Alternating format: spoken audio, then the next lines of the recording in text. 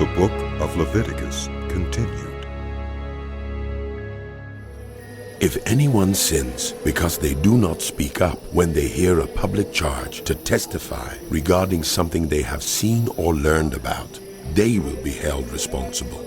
Or if anyone unwittingly touches anything ceremonially unclean, whether the carcass of an unclean animal, wild or domestic, or of any unclean creature that moves along the ground, and they are unaware that they have become unclean, but then they come to realize their guilt, or if they touch human uncleanness, anything that would make them unclean, even though they are unaware of it, but then they learn of it and realize their guilt, or if anyone thoughtlessly takes an oath to do anything, whether good or evil, in any matter one might carelessly swear about, even though they are unaware of it, but then they learn of it and realize their guilt.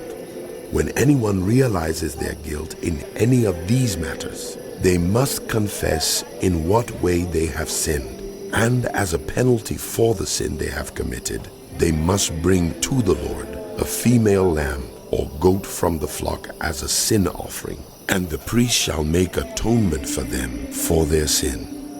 Anyone who cannot afford a lamb is to bring 2 doves or 2 young pigeons to the Lord as a penalty for their sin, one for a sin offering and the other for a burnt offering. They are to bring them to the priest, who shall first offer the one for the sin offering. He is to wring its head from its neck, not dividing it completely, and is to splash some of the blood of the sin offering against the side of the altar. The rest of the blood must be drained out at the base of the altar. It is a sin offering. The priest shall then offer the other as a burnt offering in the prescribed way, and make atonement for them for the sin they have committed, and they will be forgiven. If, however, they cannot afford 2 doves or 2 young pigeons, they are to bring as an offering for their sin 1/10 of an ephah of the finest flour for a sin offering. They must not put oil or incense on it, because it is a sin offering. They are to bring it to the priest, who shall take a handful of it as a memorial portion and burn it on the altar on top of the food offerings presented to the Lord. It is a sin offering.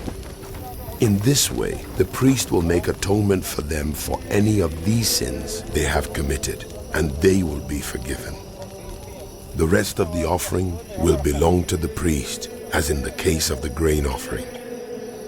The Lord said to Moses, When anyone is unfaithful to the Lord by sinning unintentionally in regard to any of the Lord's holy things, they are to bring to the Lord as a penalty a ram from the flock, one without defect and of the proper value in silver, according to the sanctuary shekel. It is a guilt offering. They must make restitution for what they have failed to do in regard to the holy things, pay an additional penalty of 1/5 of its value, and give it all to the priest. The priest will make atonement for them with the ram as a guilt offering, and they will be forgiven. If anyone sins and does what is forbidden in any of the Lord's commands, even though they do not know it, they are guilty and will be held responsible. They are to bring to the priest as a guilt offering a ram from the flock, one without defect and of the proper value. In this way, the priest will make atonement for them for the wrong they have committed unintentionally, and they will be forgiven. It is a guilt offering. They have been guilty of wrongdoing against the Lord. The Lord said to Moses, If anyone sins and is unfaithful to the Lord by deceiving a neighbor about something entrusted to them or left in their care, or about something stolen, or if they cheat a neighbor, or if they find lost property and lie about it, or if they swear falsely about any such sin that people may commit, when they thus sin and realize their guilt, they must return what they have stolen or taken by extortion, or what was entrusted to them, or the lost property they found, or whatever it was they swore falsely about. They must make restitution in full, add 1/5 of the value to it, and give it all to the owner on the day they present their guilt offering. And as a penalty, they must bring to the priest, that is, to the Lord, their guilt offering, a ram from the flock, one without defect and of the proper value. In this way, the priest will make atonement for them before the Lord, and they will be forgiven for any of the things they did that made them guilty. The Lord said to Moses, Give Aaron and his sons this command. These are the regulations for the burnt offering. The burnt offering is to remain on the altar hearth throughout the night, till morning, and the fire must be kept burning on the altar. The priest shall then put on his linen clothes with linen undergarments next to his body, and shall remove the ashes of the burnt offering that the fire has consumed on the altar, and place them beside the altar. Then he is to take off these clothes and put on others, and carry the ashes outside the camp to a place that is ceremonially clean. The fire on the altar must be kept burning. It must not go out. Every morning, the priest is to add firewood and arrange the burnt offering on the fire and burn the fat of the fellowship offerings on it. The fire must be kept burning on the altar continuously. It must not go out. These are the regulations for the grain offering. Aaron's sons are to bring it before the Lord in front of the altar. The priest is to take a handful of the finest flour and some olive oil, together with all the incense on the grain offering, and burn the memorial portion on the altar as an aroma pleasing to the Lord. Aaron and his sons shall eat the rest of it, but it is to be eaten without yeast in the sanctuary area. They are to eat it in the courtyard of the tent of meeting. It must not be baked with yeast. I have given it as their share of the food offerings presented to me. Like the sin offering and the guilt offering, it is most holy. Any male descendant of Aaron may eat it. For all generations to come, it is his perpetual share of the food offerings presented to the Lord. Whatever touches them will become holy. The Lord also said to Moses, This is the offering Aaron and his sons are to bring to the Lord on the day he is anointed. 1/10 of an ephah of the finest flour as a regular grain offering, half of it in the morning and half in the evening. It must be prepared with oil on a griddle. Bring it well mixed and present the grain offering broken in pieces as an aroma pleasing to the Lord. The son who is to succeed him as anointed priest shall prepare it.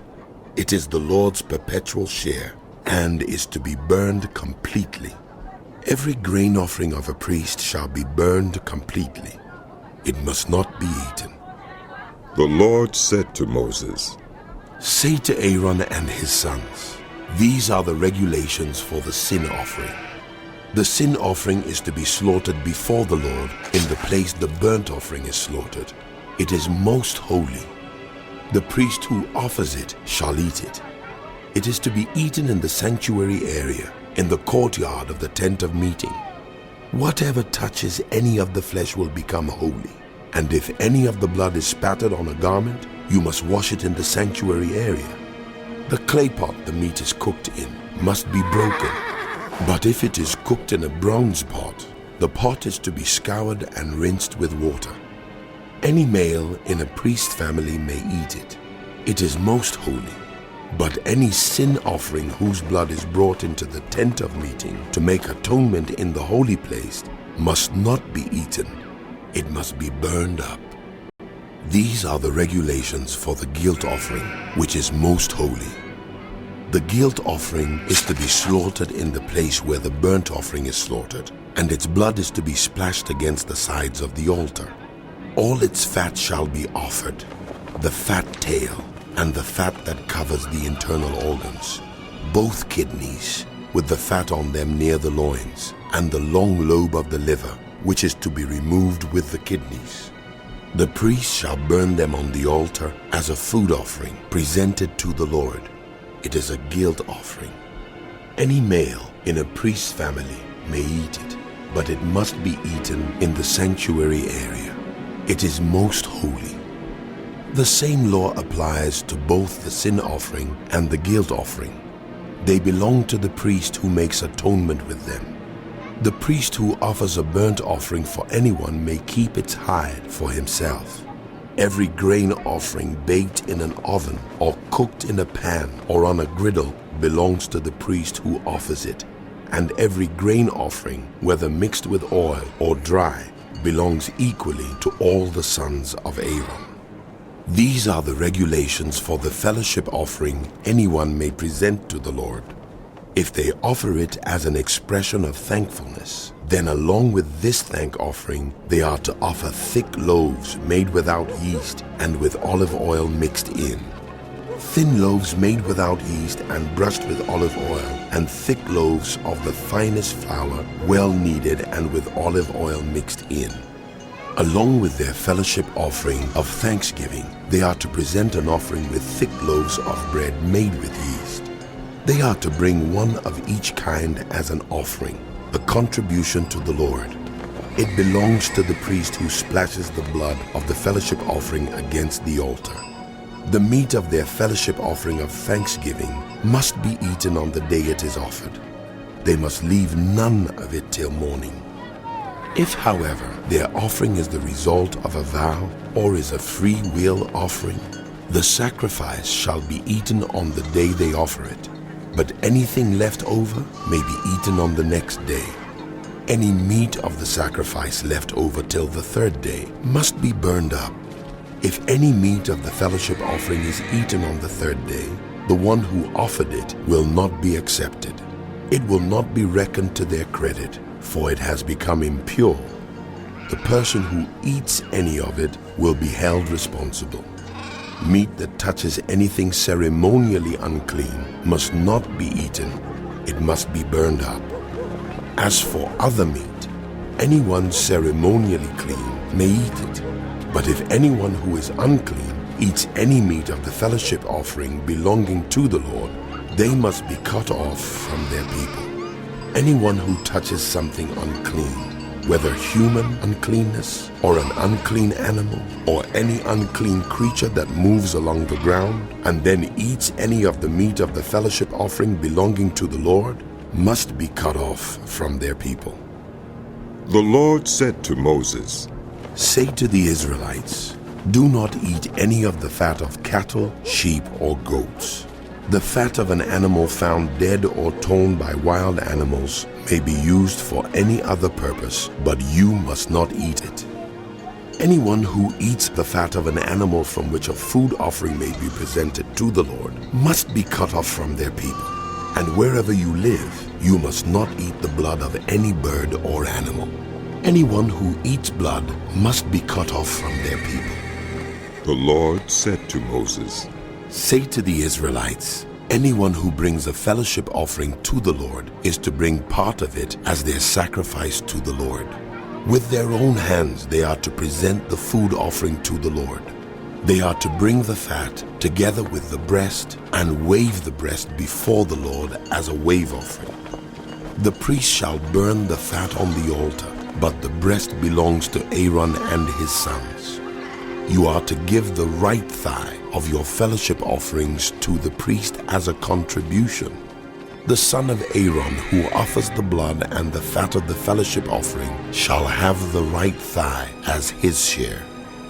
From the fellowship offerings of the Israelites, I have taken the breast that is waved and the thigh that is presented, and have given them to Aaron the priest and his sons as their perpetual share from the Israelites." "This is the portion of the food offerings presented to the Lord that were allotted to Aaron and his sons on the day they were presented to serve the Lord as priests. On the day they were anointed, the Lord commanded that the Israelites give this to them as their perpetual share for the generations to come. These then are the regulations for the burnt offering, the grain offering, the sin offering, the guilt offering, the ordination offering, and the fellowship offering, which the Lord gave Moses on Mount Sinai in the desert of Sinai, on the day he commanded the Israelites to bring their offerings to the Lord."